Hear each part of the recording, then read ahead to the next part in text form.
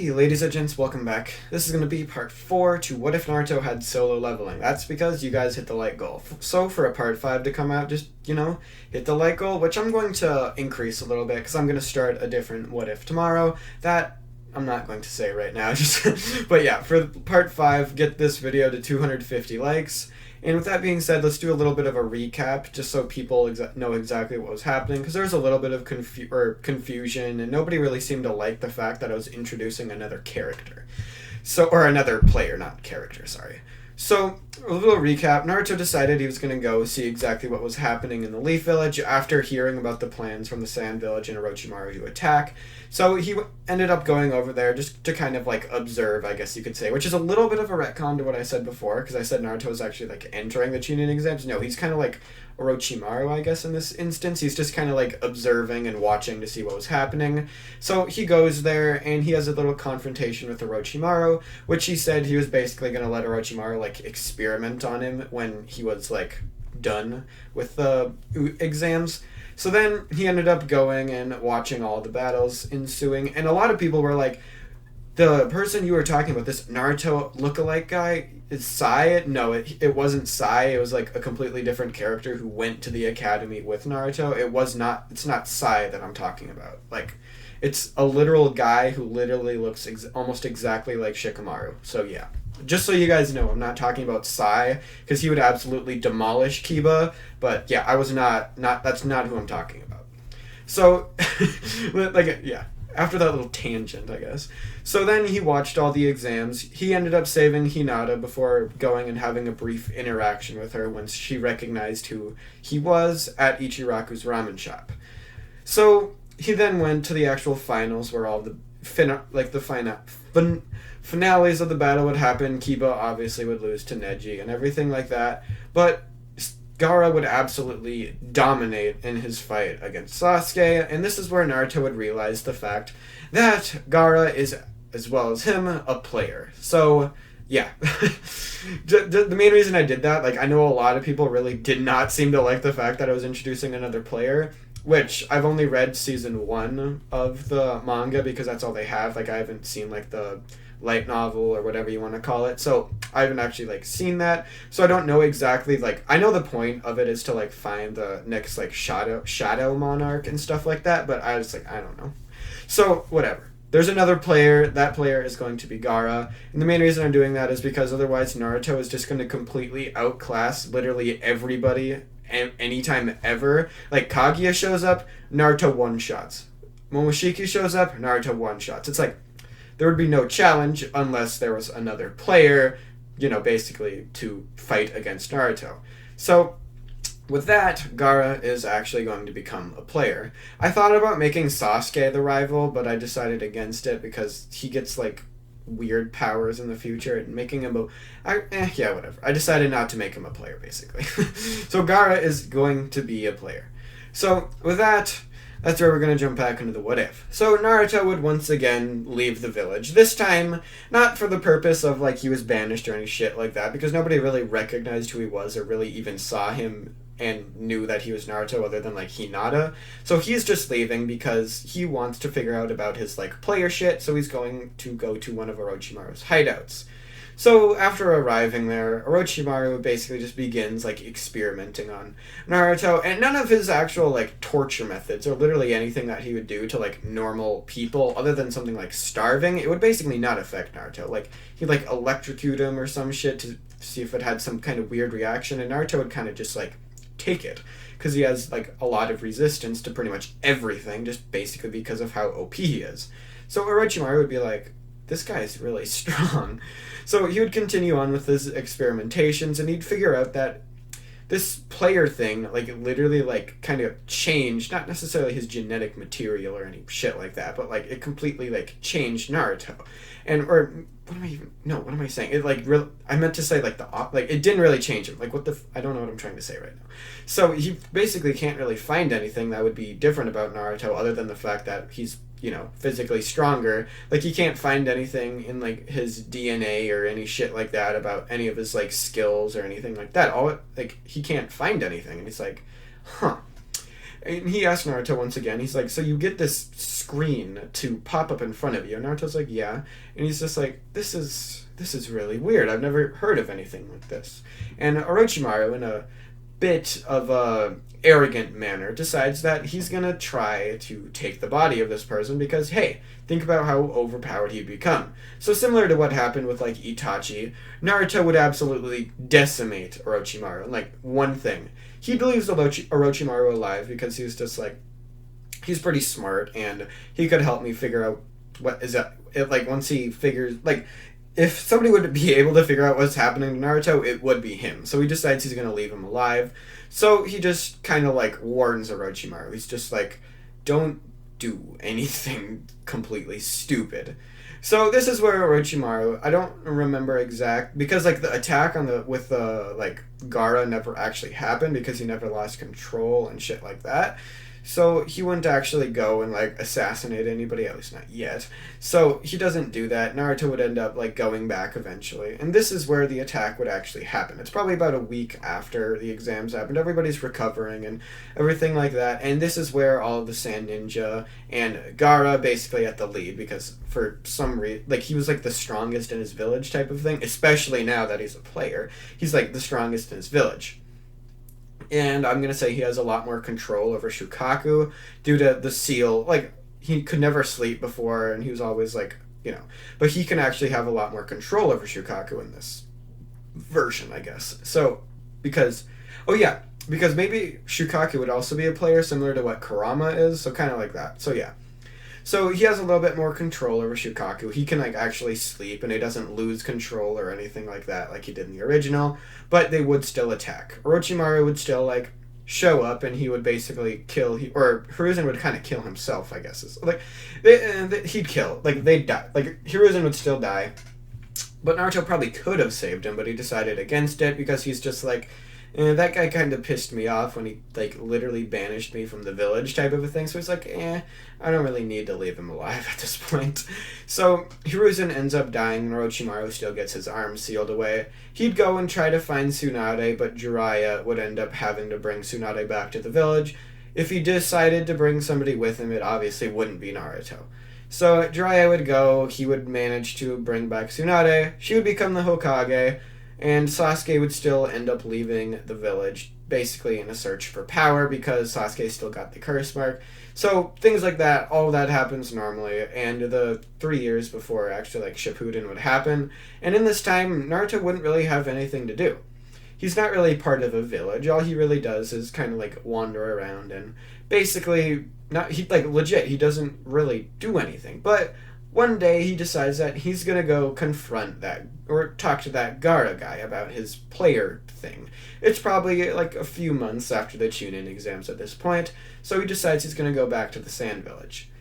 So he shows up at the Sand Village gates, and everybody looks at him, and everybody almost immediately recognizes who he is, because Gaara at this point would have told everybody, he's like, yeah, there's another player or another person more or just at the same power as me. So he basically informs everybody of that. So as Naruto casually walks up to the gates, everybody is kind of like swarming around him, all like forming a little circle around him, basically hoping that they might be able to hold him off if he was here for some kind of battle until their basically savior would show up, which is obviously Gaara. So Naruto, gets there and he's like, okay, so where's your little boss guy? Or where's Gaara? So Gaara would eventually end up like walking down there, and he would basically meet up with Naruto for the second time. So with Gaara walking over towards Naruto now, they start having a little bit of a conversation.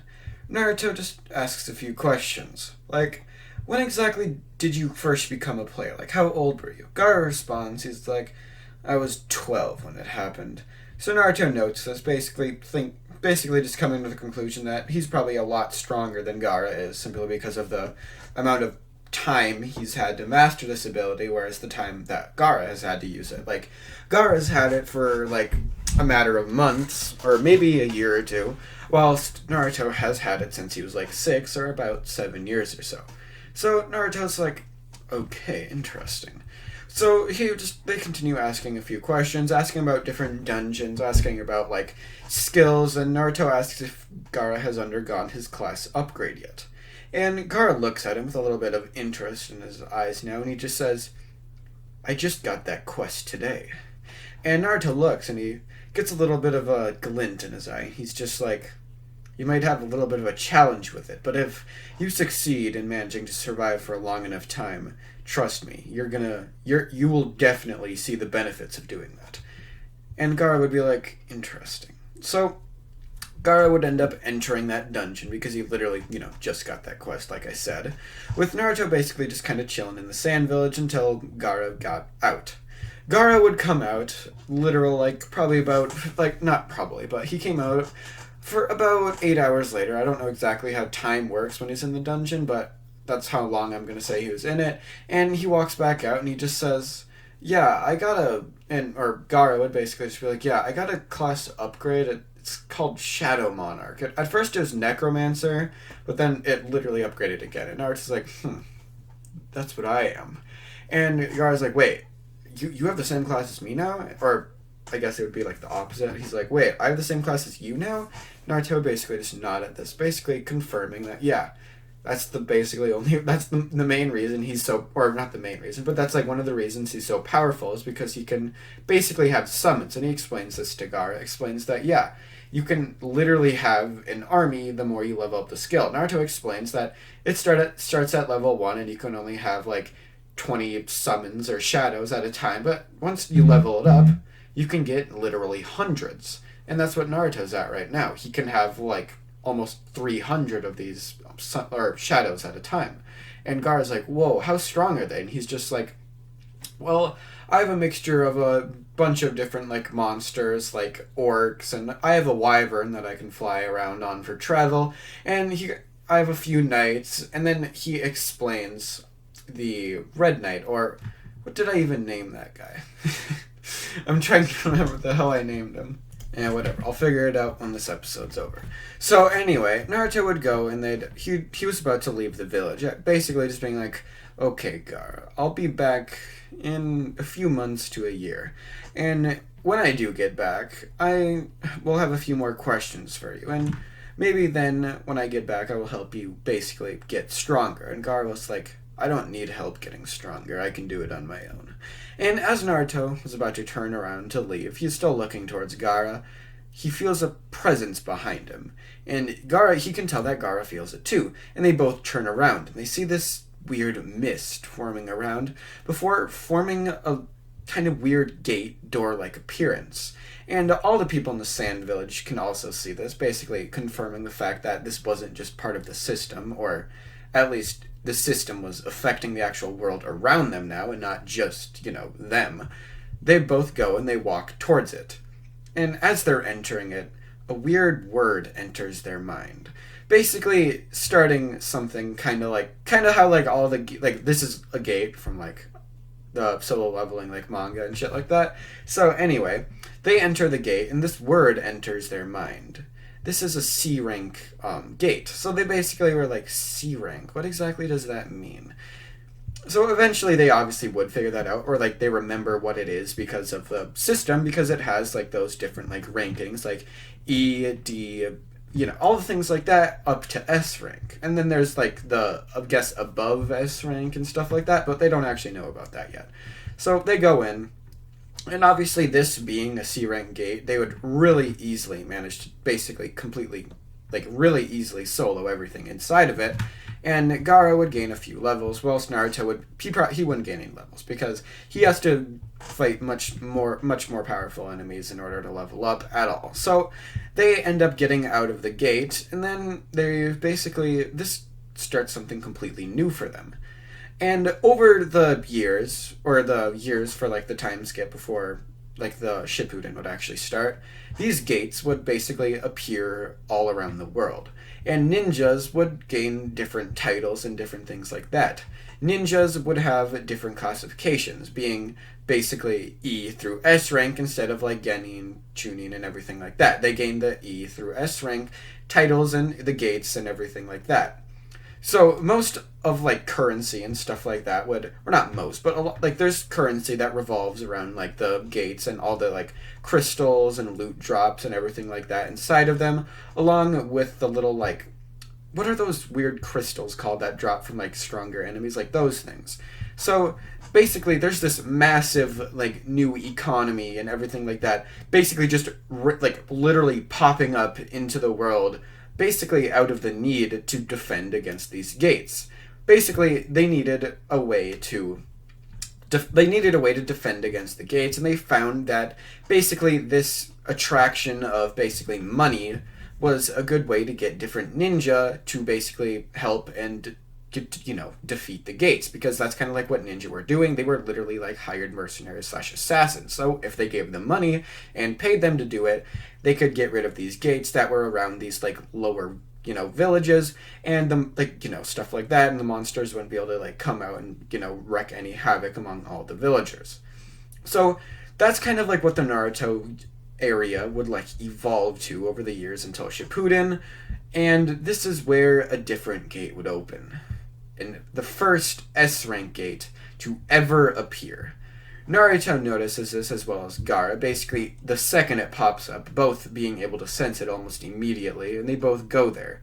Both of them are standing outside of the gate, and along with a bunch of other different people. They basically look at them and they say, "You guys cannot enter this one. We are going to do this alone." So they enter the S rank gate, but that's where I'm going to leave this part off. Don't hate me for involving gates in this. I wanted to do it because I can, and I'm going to because I fucking can. So yeah, peace out. See you guys in the next part. Bye.